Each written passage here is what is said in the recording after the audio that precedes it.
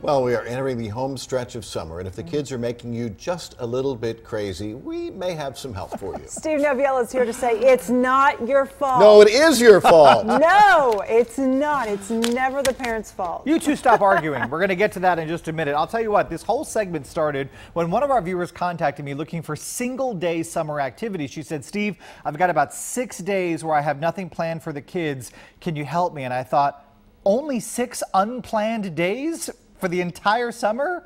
Are you crazy? Take a look at the video we've got for you, folks. There is a positive side to kids just being bored.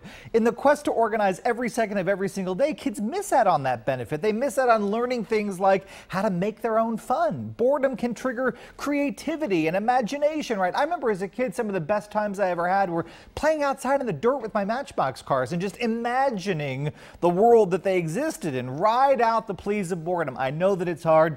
Maybe you counter it with comments like, okay, well, what do you think that you can do? Maybe have a list of I'm bored activities posted on the fridge, ready to go. Okay, so there's another list that's getting moms and dads in trouble. What is this list? That is the list of rules. And look, I know that rules are very important, and it is absolutely appropriate for moms and dads to have one set of rules and kids to have another set of rules. But there is a fine line, particularly when it comes to these. Take a look at the video we've got for you. It is unfair to expect your kids to power off if you yourself are often and constantly distracted by your own digital device, right? Try setting thresholds for use, like maybe after chores or after some exercise. And maybe blackout times for the entire family. A little solidarity here. Definitely during dinner, maybe while the kids have a friend over, you say, hey, power down. Why don't you communicate and interact with the human being we have right in front of you, as opposed to the ones on your phone screen? Yeah. And then you got to stay on top of it too. And then there's the matter of stepping in and playing peacemaker, playing referee every time. You know, look, bickering between siblings is certainly inevitable, and it is tempting to intervene just to kind of shut everybody up. I get it.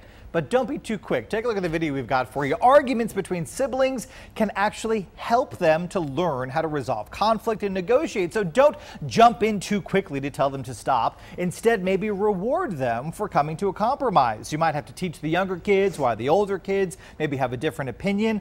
But helping children understand another point of view is a skill that they will use for the rest of their lives, not just the rest of the summer.